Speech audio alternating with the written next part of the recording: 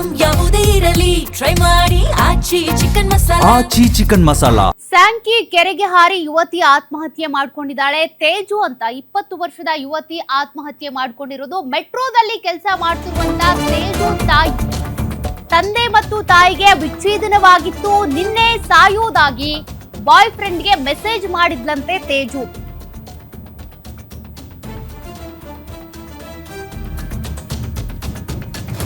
ನಿನ್ನೆ ಆಕೆ ಸೂಸೈಡ್ ಮಾಡ್ಕೊಳ್ಳೋದಾಗಿ ಬಾಯ್ ಫ್ರೆಂಡ್ಗೆ ಮೆಸೇಜ್ ಮಾಡಿದ್ಲಂತೆ.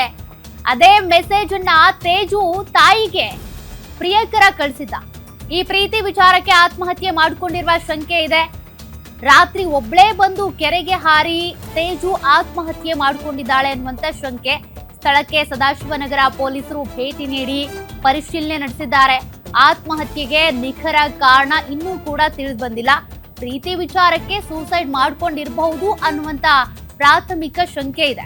ಆದ್ರೆ ನಿಜಕ್ಕೂ ಅದೇ ಕಾರಣನ, ಯಾಕೆ ಆಕೆ ಸೂಸೈಡ್ ಮಾಡ್ಕೊಂಡಿದ್ದು ಅನ್ನೋದ್ರ ಬಗ್ಗೆ ಪೊಲೀಸರ ತನಿಖೆಯಲ್ಲೇ ತಿಳಿಬೇಕಿದೆ. 20 ವರ್ಷದ ತೇಜು ಆತ್ಮಹತ್ಯೆ ಮಾಡ್ಕೊಂಡಿರುವಂತ ಯುವತಿ. ಮೆಟ್ರೋದಲ್ಲಿ ಅವರ ತಾಯಿ ಕೆಲಸ ಮಾಡ್ತಿದ್ದಾರಂತೆ. ಆಕೆ ತನ್ನ ಬಾಯ್ ಫ್ರೆಂಡ್ಗೆ ಮೆಸೇಜ್ ಮಾಡಿದ್ಲಂತೆ, ನಾನು ಸಾಯ್ತಿದ್ದೀನಿ ಅಂತ. ಅದೇ ಮೆಸೇಜ್ ಅನ್ನ ಆತ, ಆಕೆಯ ಲವರ್ ಏನಿದ್ದಾನೆ ಅವರ ತಾಯಿ ಕಳಿಸಿದ್ದಾನೆ ತೇಜು ತಾಯಿಗೆ. ಸದ್ಯ ಈ ಮೆಸೇಜ್ ಇರಬಹುದು, ಅದರ ಜೊತೆಗೆ ಆಕೆ ಸೂಸೈಡ್ ಮಾಡ್ಕೊಳ್ಳೋದಕ್ಕೆ ಏನ್ ಕಾರಣ ಅದೆಲ್ಲದ್ರ ಬಗ್ಗೆನೂ ಕೂಡ ಪೊಲೀಸರು ತನಿಖೆ ಮಾಡ್ತಾ ಇದ್ದಾರೆ. ಸ್ಯಾಂಕಿ ಕೆರೆಯಲ್ಲಿ ಆತ್ಮಹತ್ಯೆ ಮಾಡ್ಕೊಂಡಿರೋದು ತೇಜು. ಮತ್ತಷ್ಟು ಡೀಟೇಲ್ಸ್ ಕೊಡ್ತಾರೆ ನಮ್ಮ senior crime reporter Ajay Kumar. Sankey ಕೆರೆಯಿಂದ ಅಲ್ಲಿಂದಾನೆ ಲೈವ್ ಅಲ್ಲಿ ಜಾಯಿನ್ ಆಗ್ತಿದ್ದಾರೆ. ಅಜಯ್ ಕುಮಾರ್, ತೇಜು ಆತ್ಮಹತ್ಯೆಗೆ ಸಂಬಂಧಪಟ್ಟಂತೆ ಇನ್ನೂ ನಿಖರ ಕಾರಣ ತಿಳಿದು ಬಂದಿಲ್ಲ, ಬಟ್ ಅಲ್ಲಿ ಸದ್ಯದ ಪರಿಸ್ಥಿತಿ ಹೇಗಿದೆ, ಪೊಲೀಸರು ಏನಂತಾರೆ?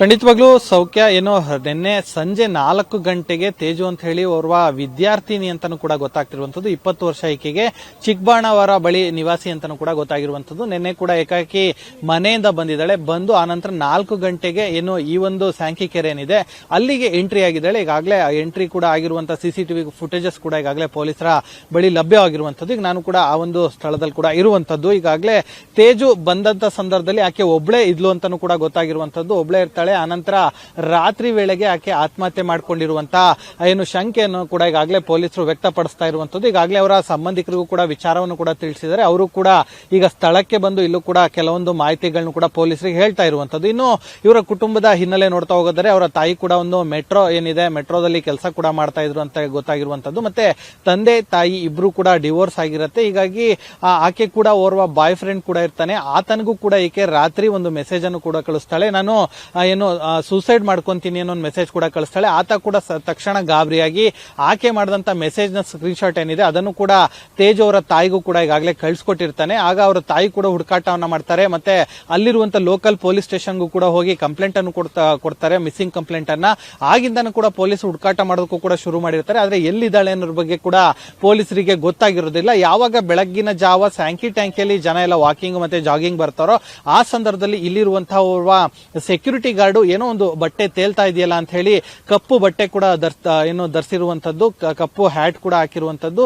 ಅವರು ಬಂದಂತ ಸಂದರ್ಭದಲ್ಲಿ ಪೊಲೀಸರಿಗೆ ಮಾಹಿತಿಯನ್ನು ಕೂಡ ಕೊಡ್ತಾರೆ. ಪೊಲೀಸರು ಕೂಡ ಏನು ಸ್ಥಳಕ್ಕೆ ಬಂದು ನೋಡಿದಂತ ಸಂದರ್ಭದಲ್ಲಿ ಹಿಂಗೆ ಈ ರೀತಿಯಾದಂತಹ ಒಂದು ಮೃತದೇಹ ಕೂಡ ಈಗಾಗಲೇ ಸಿಕ್ಕಿರುವಂತದ್ದು. ಈಗಾಗಲೇ ಸೋಕೋ ಟೀಮ್ ಆಗಿರ್ಬೋದು ಮತ್ತೆ ಸದಾಶಿವನಗರ ಪೊಲೀಸರಾಗಿರ್ಬೋದು ಎಲ್ಲರೂ ಕೂಡ ಈಗಾಗಲೇ ಸ್ಥಳಕ್ಕೆ ಬಂದು ಈಗಾಗಲೇ ಪರಿಶೀಲನೆ ಸಹ ಮಾಡ್ತಾ ಇರುವಂತದ್ದು. ಈಗಾಗಲೇ ತೇಜ್ ಅವರ ತಾಯಿ ಕೂಡ ಈಗಾಗಲೇ ದೂರನ್ನು ಕೂಡ ಕೊಟ್ಟಿದ್ದಾರೆ ಅನ್ನೋ ಮಾಹಿತಿ ಕೂಡ ಸದ್ಯ ಸಿಗ್ತಾ ಇರುವಂತದ್ದು. ಸೋಕೋ ಟೀಮ್ ಕೂಡ ಈಗ ಏನಾದ್ರೂ ಸೂಸೈಡ್ ಅಥವಾ ಬೇರೆ ರೀತಿಯಾಗಿ ಏನಾದ್ರು ಆಗಿದೆಯಾ ಅನ್ನೋದ್ರ ಬಗ್ಗೆ ಕೂಡ ಕಂಪ್ಲೀಟ್ ಆದಂತಹ ಪರಿಶೀಲನೆ ಸಹ ಮುಂದಾಗಿರುವಂತದ್ದು. ಸೌಖ್ಯ. Okay, thank you Ajay live ಡೀಟೇಲ್ಸ್ಗೆ.